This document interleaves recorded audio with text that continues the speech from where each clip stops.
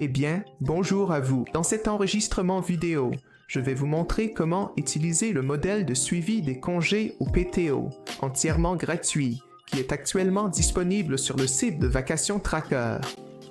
Dans cette vidéo en particulier, je vais jeter un coup d'œil plus attentif à la version Google Sheets, mais si vous préférez utiliser Excel, je vais aussi m'assurer de mettre le lien dans la description pour vous. Maintenant, la première chose que vous allez vouloir faire une fois que vous avez accès, c'est de créer votre propre copie, puisque la version actuelle est en lecture seule. Et c'est seulement comme ça parce qu'on ne veut pas que vous entriez vos informations par accident et que tout le monde puisse les voir. Je vais nommer la mienne « Absence entreprise ».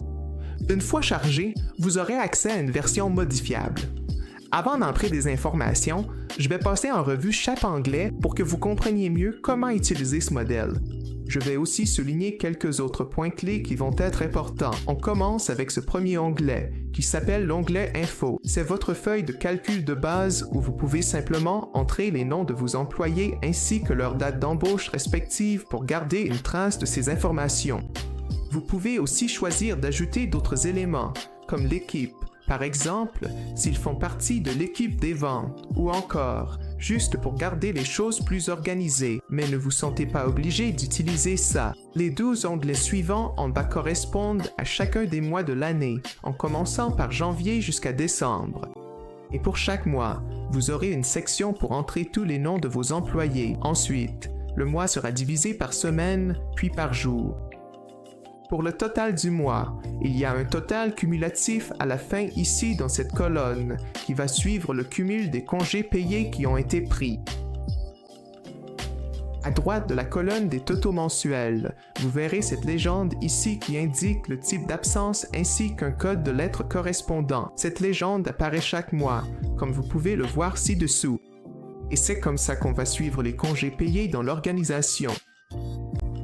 L'idée ici, c'est que chaque fois qu'un employé prend un type de congé, vous allez entrer ce code de lettres dans le tableau ici. Ensuite, vous calculez les totaux et, éventuellement, vous les reportez dans les totaux annuels. Gardez en tête que ce qu'on a mis ici, ce sont juste des exemples par défaut, mais vous devrez personnaliser ça selon vos besoins.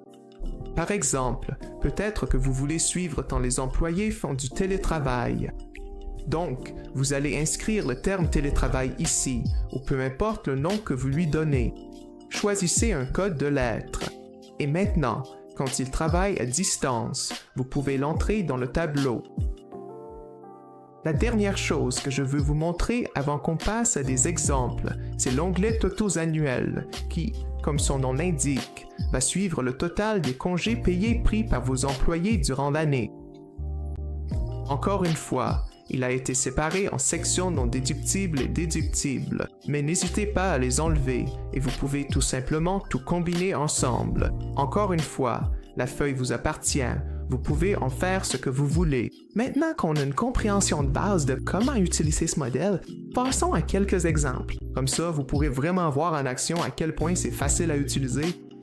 Mais avant tout, je vais en fait copier la liste des employés que j'avais déjà pré-générée dans ce tableau des totaux annuels. Parce que ça va être utile par la suite. Maintenant, choisissons un mot au hasard. Que diriez-vous de novembre? Et ajoutons quelques politiques supplémentaires qui sont assez courantes dans les organisations. Alors, on va mettre année de sang. Télétravail, comme je l'ai mentionné plus tôt, je vais appeler ça R. Et pour le fun, ajoutons la convocation jury, parce que ça arrive parfois aux employés.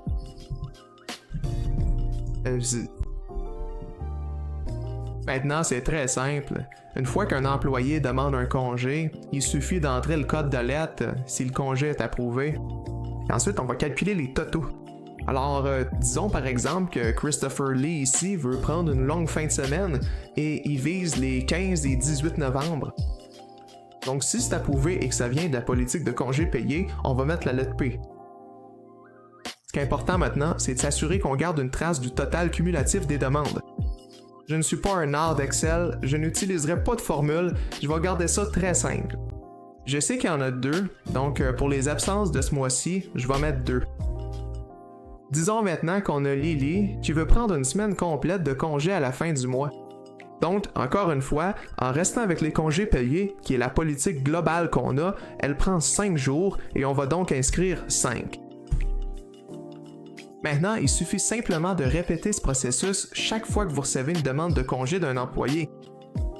Si on regarde de plus près l'onglet de décembre, vous remarquerez que je l'ai déjà pré-rempli avec quelques exemples supplémentaires.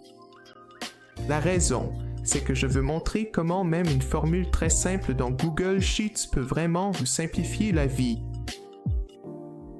Prenez Priya ici, qui a eu 5 jours de service de jury. Bien sûr, on peut simplement noter 5. On peut aussi surligner les cellules pour obtenir le total de 5. Ce qui va être encore plus avantageux, c'est d'utiliser quelque chose comme ça, une formule très simple de type countif. Cette formule compte essentiellement le nombre de cellules non vides dans la plage donnée et mettra automatiquement à jour les valeurs si jamais il y a un changement. Donc, par exemple, si le service de jury était en fait plus long ou même plus court, le total ici se mettra à jour automatiquement, ce qui réduit beaucoup de risques d'erreurs humaines. Ne vous sentez pas obligé d'utiliser cette formule. Si vous êtes à l'aise avec la saisie manuelle, c'est correct, je voulais juste la partager au cas où elle vous serait utile. Maintenant, revenons à l'onglet Totaux annuel, où nous pourrons calculer le total de congés payés pris et le solde restant pour chaque employé. Pour commencer, il faudra entrer combien de jours de congés chaque employé a. Et dans mon cas, comme j'utilise un exemple fictif, je vais simplement mettre 20 pour tout le monde. Je vais aussi supposer que ces 20 jours englobent tous les types de congés dont on a parlé, que ce soit le télétravail, le service de juré, les congés de maladie, etc. Tout va être pris à partir de ce même banque, évidemment. Ce n'est pas une vraie politique et ça ne correspondra pas à ce que vous avez. Alors assurez-vous d'entrer les bons montants. Maintenant, pour calculer combien il en reste, on va utiliser une formule de soustraction simple, comme ici. Google Array indique qu'il suffit de soustraire le nombre de jours pris du total de jours de congé. Il suffit donc de glisser cette formule. Je vais aussi formater mes cellules. Maintenant, pour obtenir le total de congés pris par chaque employé, il suffit d'additionner le total pris chaque mois. Donc, si on reprend l'exemple de Priya, c'est aussi simple que de dire. Il suffit d'aller au mois en question et de trouver la ligne qui correspond à cet employé. Comme vous pouvez le voir, Priya est à la ligne 13. Donc pour janvier, on a la cellule AG13 pour Priya, ou plutôt la cellule AG13, pardon. Ensuite, on va additionner ça avec tous les autres totaux du mois. Je vais passer à l'étape suivante parce que je ne veux pas passer chaque mois un par un, mais vous devrez le faire. C'est juste pour gagner du temps ici. Donc, vous n'allez pas me regarder cliquer sur chaque mois.